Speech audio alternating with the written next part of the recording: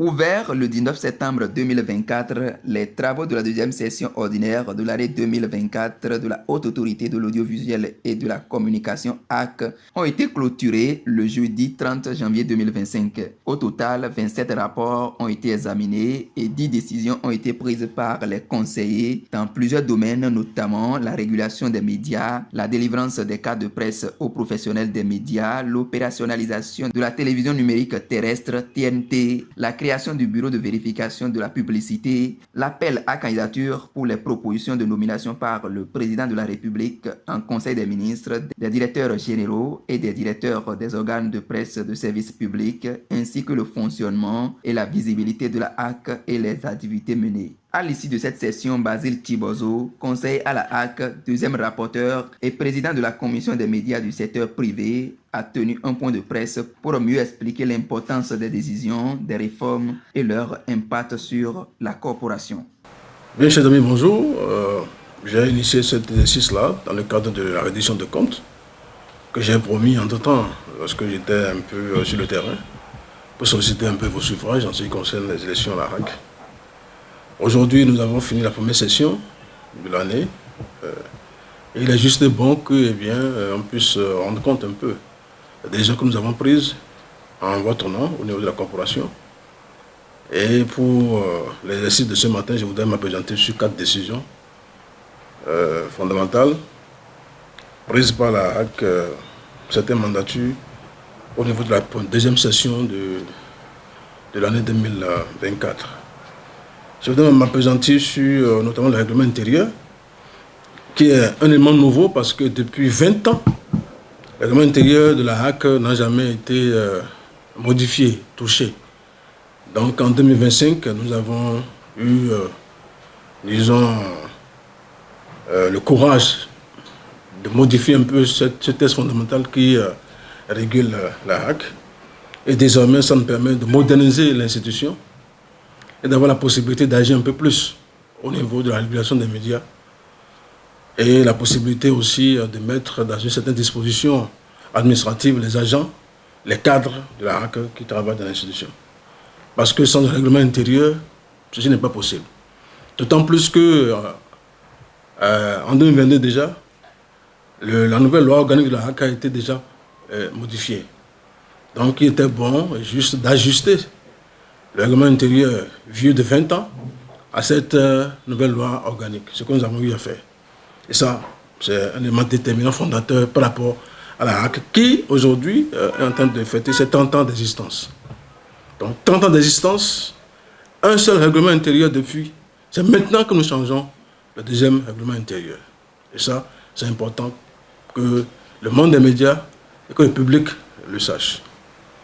Deuxième élément qui est important comme élément déjà pris lors de cette session, c'est la possibilité de lancer l'avis d'appel à candidature pour la sélection des responsables des médias du secteur public.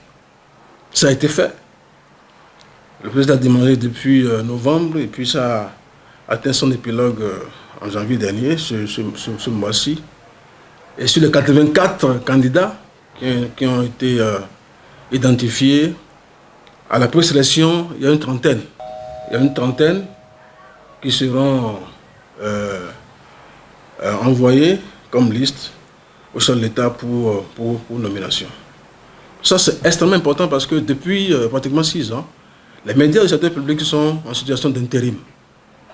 Tous les responsables de la télévision, de la radio, de l'ONIP aussi, de la nation, etc., sont en situation d'intérim. Ce qui en soi est un véritable boulet pour le bon fonctionnement des chaînes du secteur public. D'où cette décision que nous avons eu à prendre au niveau de la HAC, qui a amené un peu à la sélection aujourd'hui au niveau des 8 chaînes de la SRTB, qui est ancien OTB, et de la nation, au niveau de la direction de publication et de la direction générale de l'ONIP. Donc ça, c'est fait déjà. Ça, c'est extrêmement important parce que, comme je le dis, ça fait 6 ans ou 5 ans que l'intérim se passe au niveau du secteur des médias, du secteur public. L'autre chose que je voudrais aussi souligner, qui a été l'objet de cette session a été l'assainissement que la HAC a lancé. Vous avez vu que désormais les journaux, les sièges ont été sollicités pour être identifiés de façon claire en ce qui concerne les promoteurs. Et ça c'est fait, histoire de savoir exactement combien d'organes de presse qui ont un siège, qui ont un comité de rédaction, qui ont des charges et qui payent un peu sur la convention collective. Ça c'était important, on l'a fait. Bientôt, vous avez les résultats.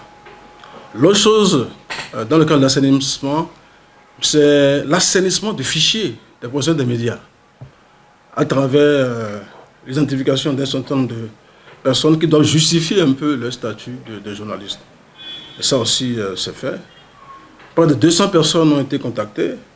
Contrairement à ce que certains disent, non, c'est beaucoup de personnes qui ont été contactées pour justifier de façon très claire leur appartenance encore à la profession. Parce que vous savez bien qu'il y a beaucoup de poissons rouges dans la corporation. Il y a beaucoup de dégâts que certains causent dans la corporation. Il y a beaucoup de choses qui ne nous honorent pas. Alors, cette démarche vise à honorer la corporation, à identifier de façon claire ceux qui sont professionnels des médias, ceux qui encore exercent. Voyez-vous, histoire d'amener les autres qui ne sont pas en situation normale de s'ajuster. L'essentiel ici n'est pas de frapper. L'essentiel, c'est d'éduquer, faire de la pédagogie, pour que ce qui relève de notre corporation se fasse de façon normale, selon les règles, les exigences du métier que nous exerçons tous. Alors, l'autre chose sur laquelle je voudrais aussi m'appesantir, c'est la mise en place aussi du BVP, le Bureau de vigilance de la publicité. Vous savez que les organes de presse aujourd'hui sont dans une situation où les contrats médias n'existent pas, où le champ publicitaire n'est pas du tout régulé. Mais la loi portant contre l'information de la communication, en son article 137, fait obligation à la HAC de mettre sur pied le BVP, le Bureau de vigilance de la publicité. Ça n'a jamais été le cas, mais à la session-ci, nous avons eu la chance de pouvoir mettre sur pied ce bureau-là, qui va désormais réguler un peu la corporation du point de vue des publicités, de la même publicité qui existe. Parce que figurez-vous, il y a une sorte de concentration de la publicité au niveau de certains organes, pendant que d'autres n'en ont pas du tout. Il s'agit de réguler, il s'agit d'harmoniser, il s'agit de refuser cette sorte de fracture, cette discrimination au niveau du partage de la même publicitaire. C'est pourquoi le BVP est installé. Donc, c'est dans la droite ligne de la régie publicitaire qui sera installée et de la médiamétrie qui va suivre après. Et le quatrième point sur lequel je voudrais vous entretenir, c'est la déclaration du président à la fin de la session qui a mis l'accent sur la mise en place dans les jours, les mois à venir de l'aide de l'État à la presse. Vous savez que depuis 9 ans, nous n'avons pas eu l'aide. Aujourd'hui, il y a des lueurs d'espoir que l'aide soit une réalité. Le président Loko, qui est un président hautement fondateur, qui gère la HAC de façon holistique, dans le dialogue, la concertation, dans l'équité, ça c'est une première. C'est une première, ça il faut le dire. Le président Loko, c'est un président qui se met à disposition de tout le monde et qui ne fait pas de distinction, ni de classe, ni de rang en ce qui concerne la gestion de la HAC. Ça, croyez-moi. Donc, grâce à ça, grâce à ce leadership-là, nous travaillons dans l'harmonie totale, dans l'harmonie. Aussi bien les élus que les nommés, les politiques que les professionnels, on a une synergie totale par rapport à la HAC. C'est ça qui amène à ces résultats-là. Ça, c'est bon de le souligner. Alors, souvenez-vous que le 22 juillet 2024, lorsque nous prenions fonction, le président de la HAC, Edouard Loko, a mis l'accent sur le fait qu'on nous doit 9 ans d'aide à la presse. Il est revenu dessus lorsqu'il était à l'Assemblée nationale, lors de la présentation du budget de la HAC. Il est revenu encore dessus hier, à la fin de la session, pour dire que l'aide sera une réalité. En vérité, il se bat pour que ça soit une réalité. Et ça nous permettra véritablement de permettre aux organes de presse de vivre, de survivre et de souffler un peu, de sortir de la nuit, la grande nuit noire de misère qui nous caractérise. Mais ici, je crois que les modalités pratiques de distribution, d'attribution de l'aide vont avoir un visage nouveau. Vous comprenez que si l'assainissement est en train d'être fait, C'est pour que la gestion de l'aide soit harmonieuse. C'est pour que l'aide aille véritablement aux ayants droit, aille directement aux organes de presse qui existent, qui ont une convention avec la HAC, les radios, les télévisions, les médias en ligne et les journalistes professionnels des médias détenteurs de la carte de presse. L'aide n'ira qu'à ces messieurs-là qui ont démontré, qui ont fait la preuve de ce qu'ils exercent un métier. A examiné 25 rapports et a pris 10 décisions. D'accord? Ces rapports ont concerné la régulation des médias. Ces rapports ont concerné la mise en place de la TNT, télévision numérique terrestre. Ces rapports ont concerné un peu l'état des lieux de la carte de presse, à savoir l'historique, l'existant, les projections à venir en ce qui concerne la carte de presse. Et ce qui est fondamentalement retenu par rapport à ça, c'est que désormais, avec un peu plus de chance, nous avons la possibilité au niveau de la HAC d'imprimer les cartes ici même.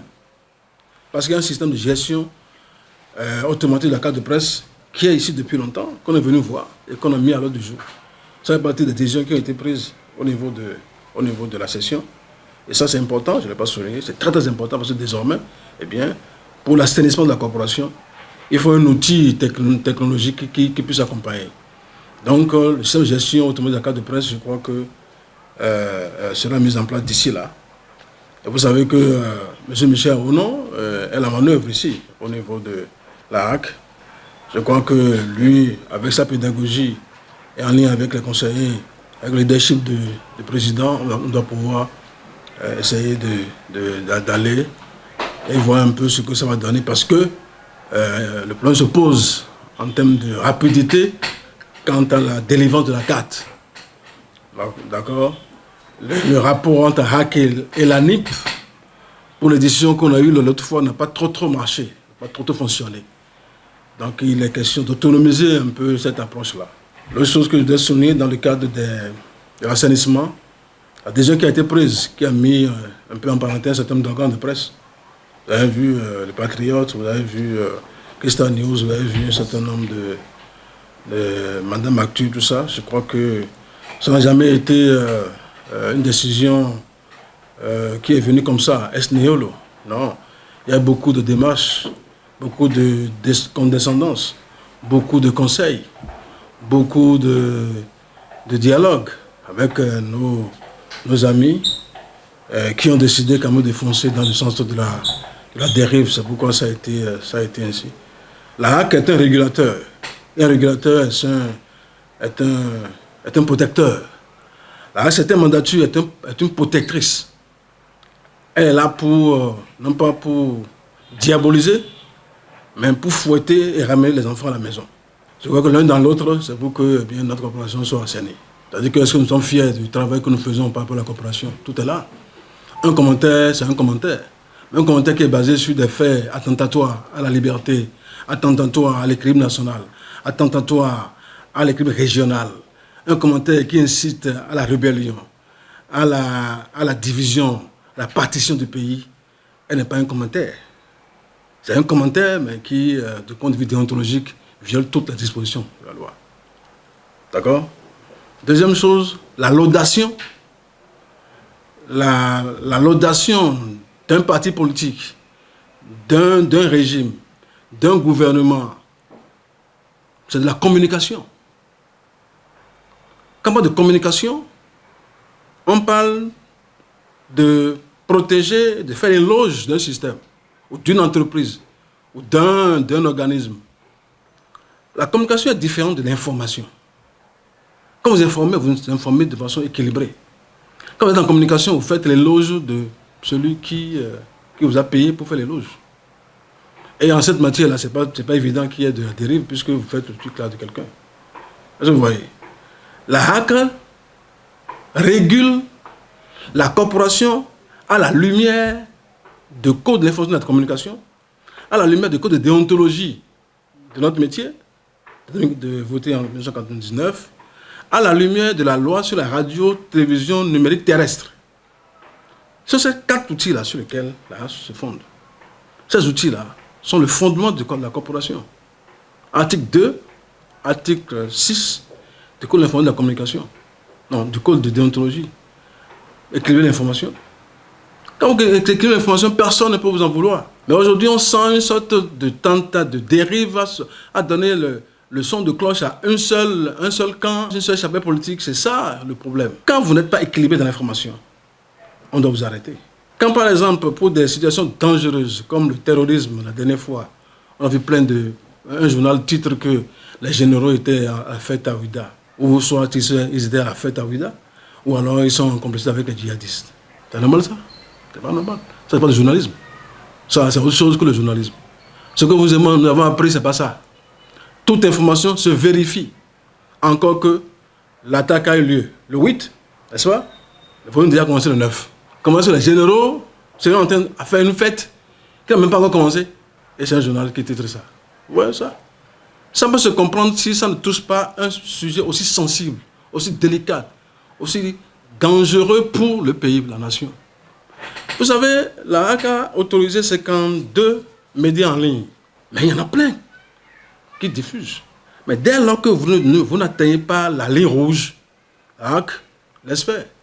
C'est quand ça atteint la ligne rouge que la HAC décide d'arrêter. Pas pour tuer, mais pour amener à rentrer dans les rangs. Parce qu'après tout, comme je l'ai dit, la HAC est protectrice.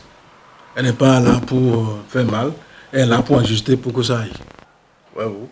Donc c'est sur ces éléments-là que je voudrais vous entretenir. Et encore une fois, vous remercier. Donc voilà un peu ce que je voudrais, disons, partager avec vous en termes de redevabilité et de reddition de comptes pour un professionnel des médias qui est à la HAC. Merci.